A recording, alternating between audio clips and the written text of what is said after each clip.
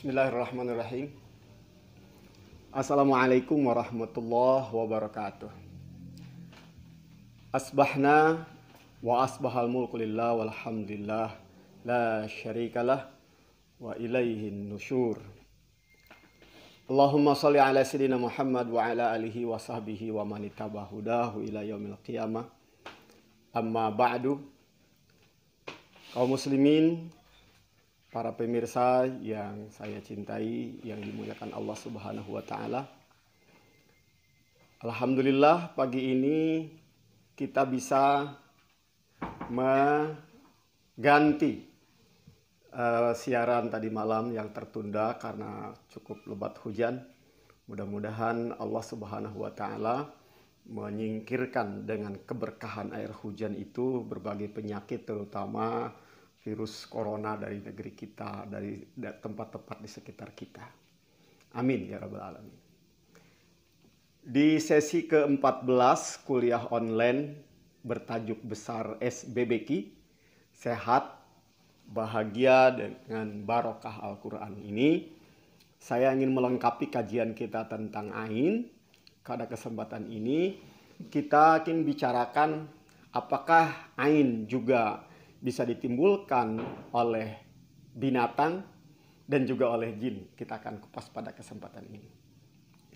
Saudara kaum muslimin rahimakumullah, sekedar mengulas bahwa penyakit Ain ini masuk dalam kategori maradun ruhi, penyakit yang berkaitan dengan ruh, yang Allah Subhanahu wa taala mengisyaratkan sangat jelas dalam Al-Qur'an. Kita suruh berlindung wa min syarri hasidin idza hasad, dan dari keburukan hasid.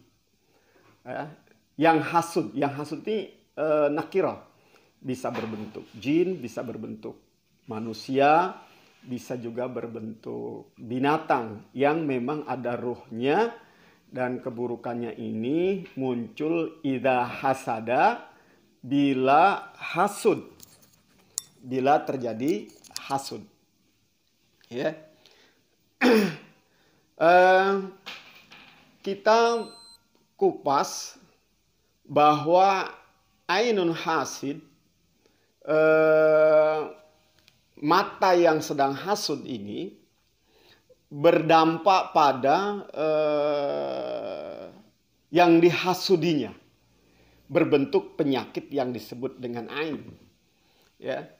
Karena kita kemarin kan sudah bahas bahwa ain ini ada ain ta'jub, ain yang ditimbulkan karena orang berbangga baik pada dirinya maupun pada harta, benda, dan raga orang lain. Tapi dia tidak mengucapkan tabrik, ya, tidak mengucapkan keberkahan, begitu. Jadi ini akan menimbulkan sakit pada si yang dihasudinya, gitu. Ya. Yang kedua itu yang disebutkan oleh Allah dalam surat Al-Falaq, yaitu ain yang muncul dari hasud, ya, tatkala ia hasud. Jadi bisa, yang hasud ini bisa berbentuk manusia, bisa berbentuk jin, bisa berbentuk hewan. Dari mana dalilnya? Ya, bahwa hewan pun bisa menimbulkan penyakit ain. Kalau kita buka sunnah Rasulullah Shallallahu Alaihi Wasallam, misalnya kita akan menemukan dalam hadis Bukhari Muslim itu dinyatakan bahwa Rasulullah Shallallahu Alaihi Wasallam melarang para sahabatnya angkot lil jinan allati fil buyut, ya, membunuh jinan. Jinan itu istilah untuk jin, ya, makhluk-makhluk yang gaib tapi kemudian dia mewujudkan diri di rumah-rumah orang, ya. Jadi jangan dibunuh tapi diusir dulu, ya. Illa antaku ayyakuna dutufyatain, kata dalam hadis itu, wal abtar, ya, dalam disebutkan kecuali apabila berbentuk ular yang memiliki dua garis di kulitnya, tufyatain. Jadi ada tandanya. Wal abtar atau ular yang pendek. Tidak ketahuan mana buntutnya, mana kepalanya, hampir sama.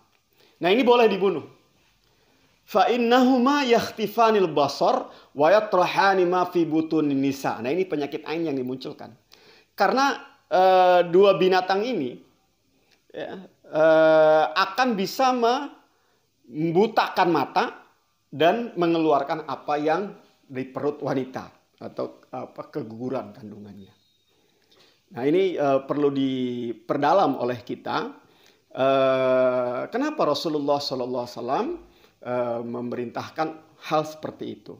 Ini mirip dengan hadis yang diriwayatkan oleh Imam Muslim bahwa Rasulullah SAW pernah memerintahkan para sahabatnya membunuh al-kilab.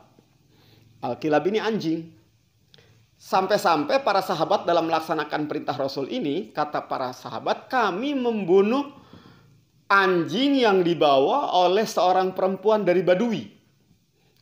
Perempuan dari kampung dekat dengan anjing yang mungkin untuk menjaga rumahnya. Anjing ini ikut majikannya ke kota.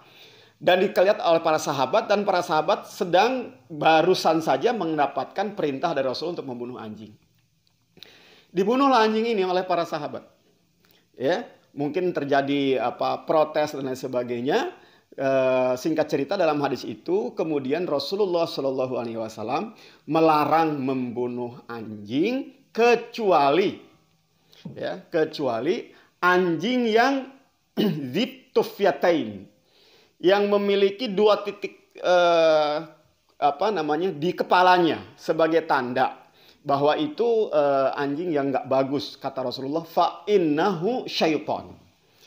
Karena hadis ini anjing ini syaitan.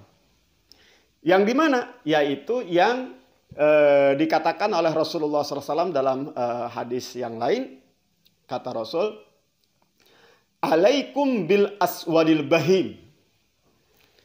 Hendaklah kalian membunuh anjing yang hitam pekat. Fa innahu syaiton. Karena anjing yang hitam pekat itu syaitan. Nah, yang ingin saya angkat pada kesempatan ini adalah diskusi para ulama atau para mufassir hadis, para ulama yang menyebutkan apakah yang dimaksud dengan membunuh anjing ini karena anjing itu diduga bagian dari makhluk jin yang bisa menimpakan penyakit dengan ainnya, dengan tatapan jahatnya, atau dia memang binatangnya yang mempunyai karakter buruk seperti setan sehingga bisa menimpakan keburukan ain pada makhluk di sekitarnya. Saudara kaum muslimin rahimakumullah, jadi kita merujuk pada 5 faktor ain itu bisa terjadi pada seseorang yang dipandangnya atau barang yang dipandangnya. Ya, yang pertama adalah ada hasad atau ada takjub kalau kita ainnya ain ujub. Ya, yang kedua, yang pertama tentunya takdir Allah ya, itu qada Allah.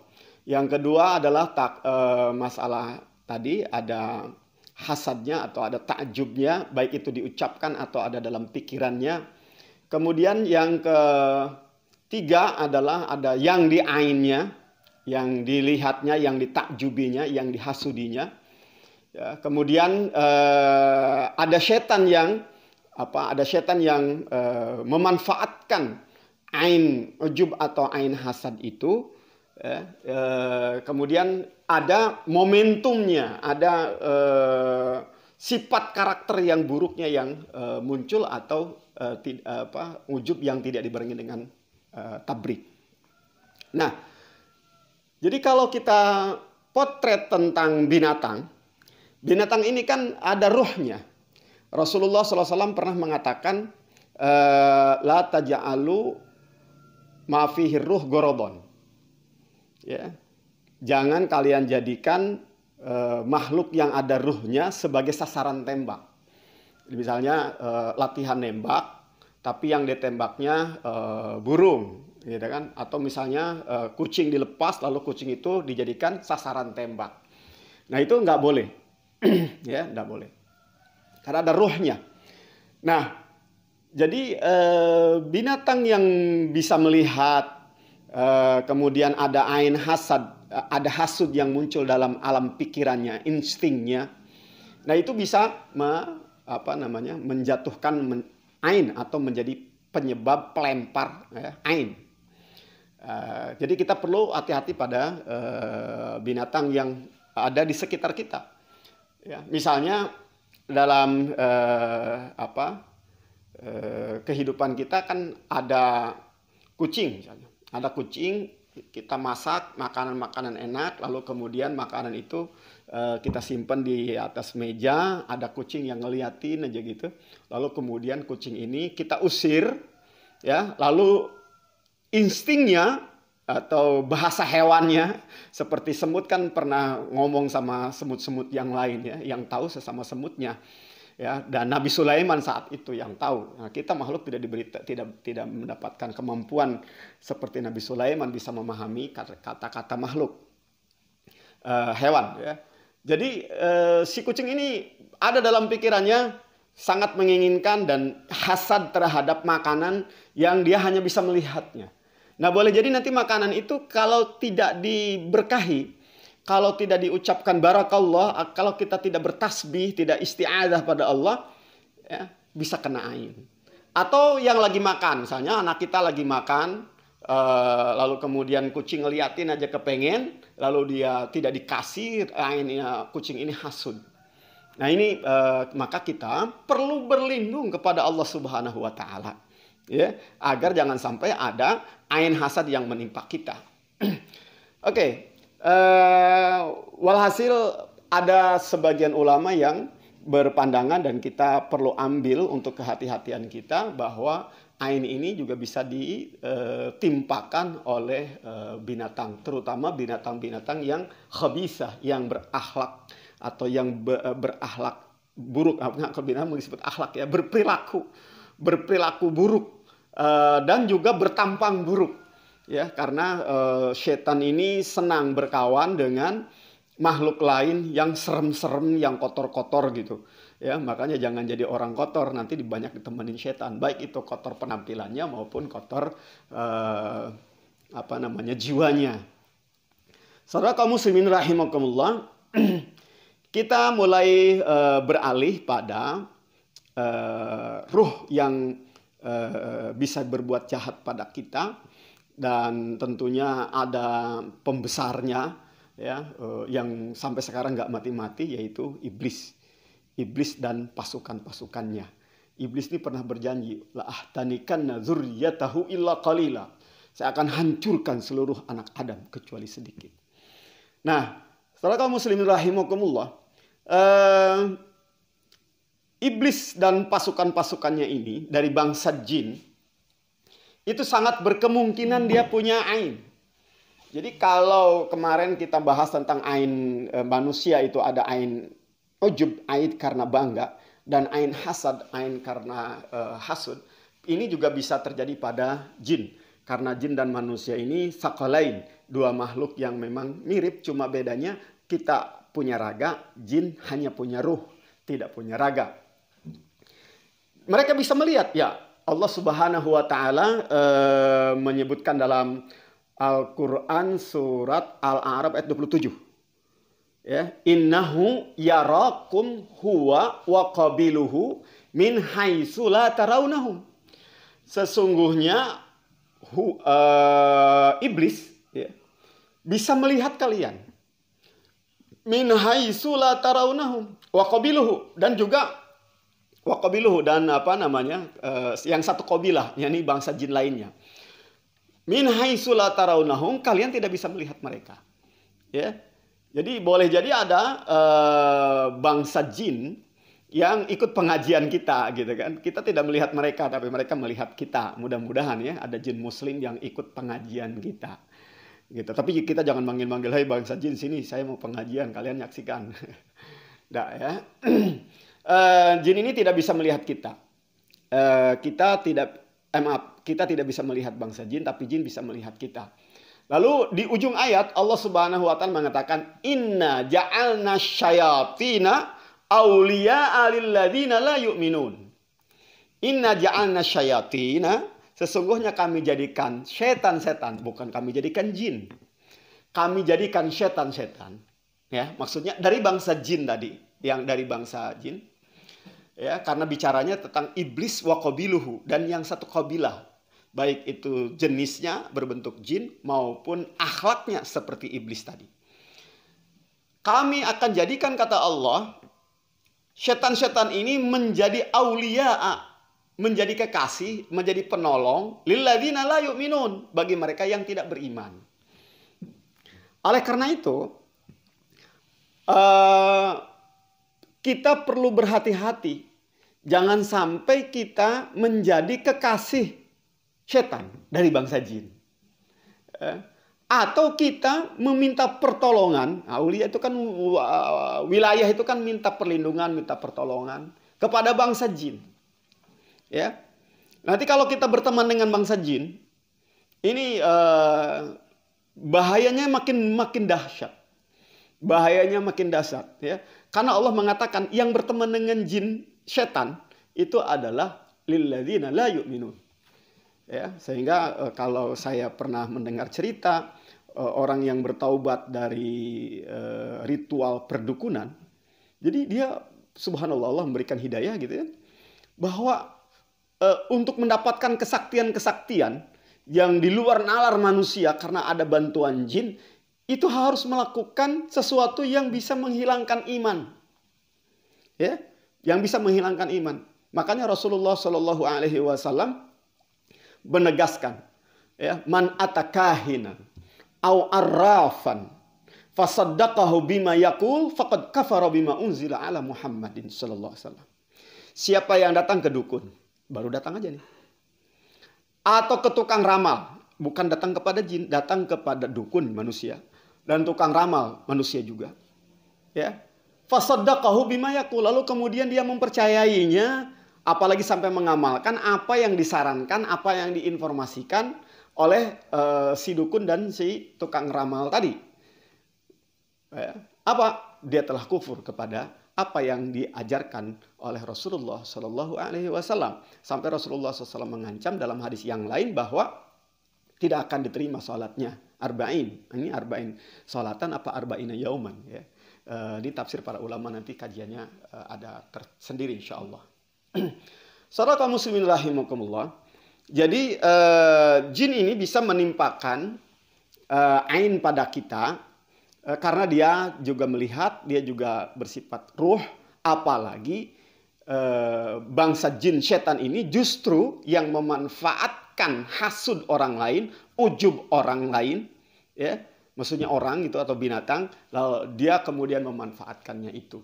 Sebagaimana Rasulullah Shallallahu Alaihi Wasallam menyatakan bahwa setan itu menghadiri semua perilaku, peristiwa, kondisi yang sedang ada pada kalian.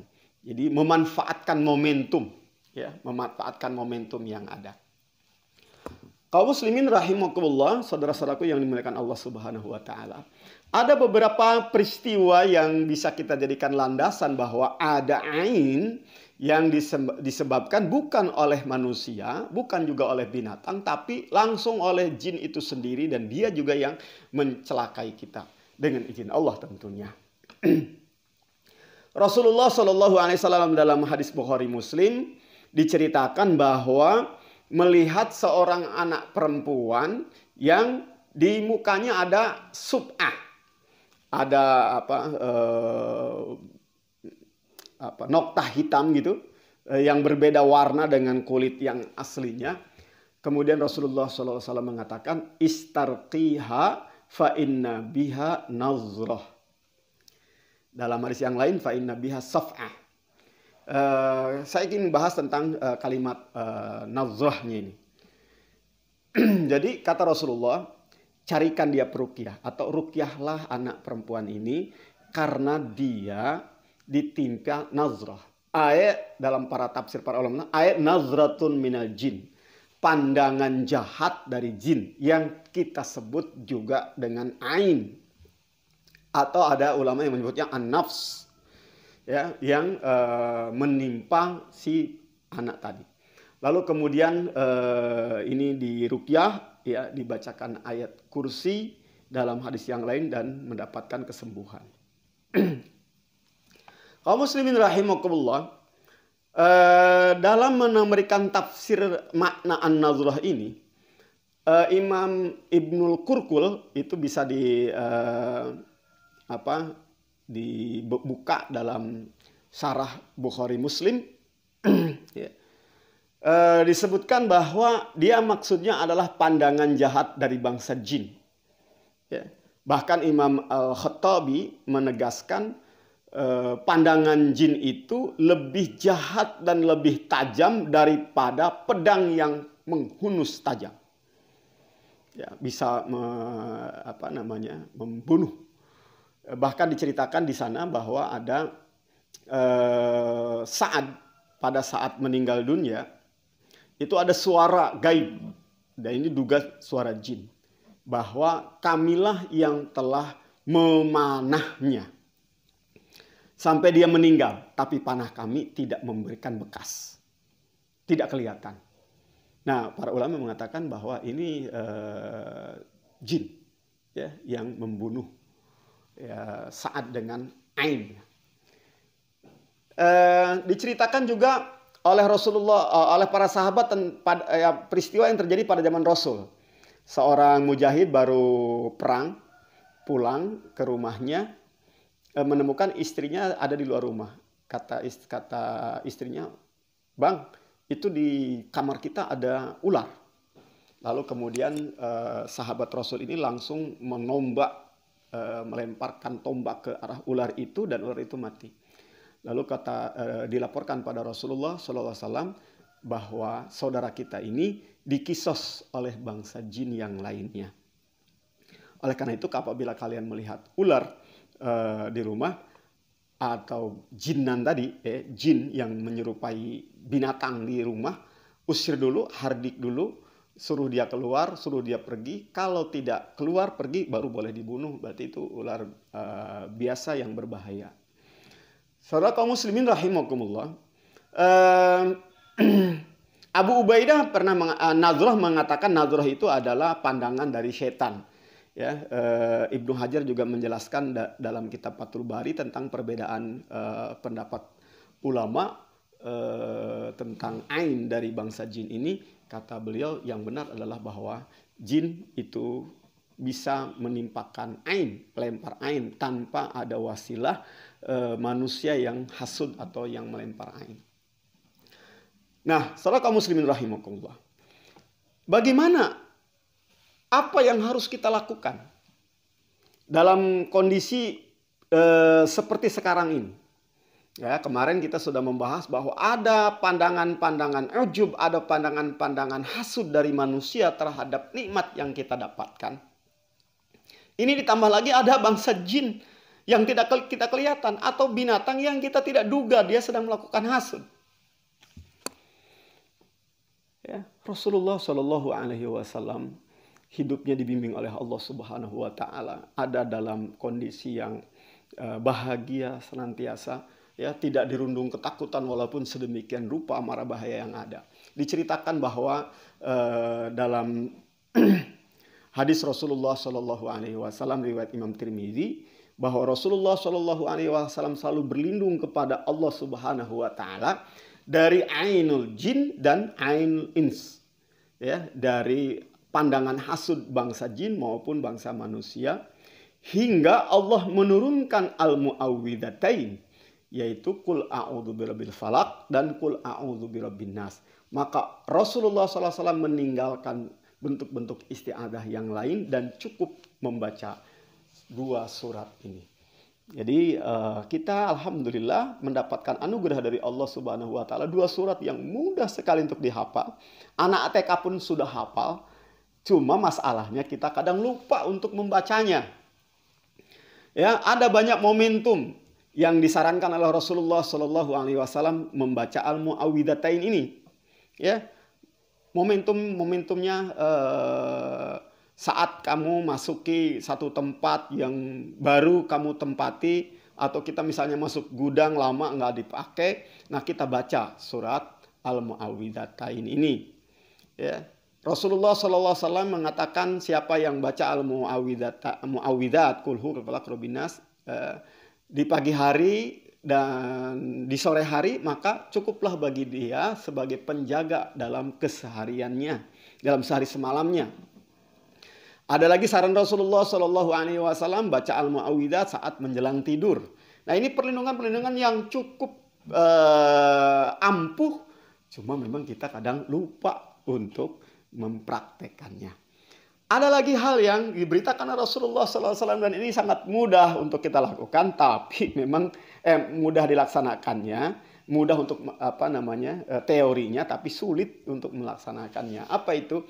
Kata Rasulullah Sallallahu Alaihi Wasallam dalam hadis riwayat Imam Tirmidzi dan dihasankan termasuk oleh Al-Albani, sitru ma baina a'yunil jinni wa aurati bani Adam idza dakhala ahaduhumul khala ayyaqula bismillah. Penutup antara mata jin dan aurat anak Adam, apa itu? Bismillah. Mengucapkan bismillah. Nah, dalam hadis ini disyaratkan apabila kalian masuk ke khala, ya khala itu kalau di kita WC lah gitu ya, tempat buang hajat, air besar atau air kecil, ya, pastikan buka aurat. Nah, memasuki tempat itu hendaknya kita berdoa. Ya, kita kan dari sejak TK ya diajari doa masuk kamar mandi. Ya, tapi itu ingatnya atau sering dibacanya pada saat di kelas doang. Ya, pada saat kita betul-betul praktek dalam kehidupan masuk kamar mandi nggak baca. Ayo apa? Ya, Allahumma inni a'udzubika minal khubusi wal khaba'is. Ya Allah, aku berlindung kepadamu dari khubus, setan laki-laki, wal khaba'is, dan setan perempuan. Ya, karena tempat-tempat itu yang banyak dihuni ya, oleh setan laki-laki maupun setan perempuan.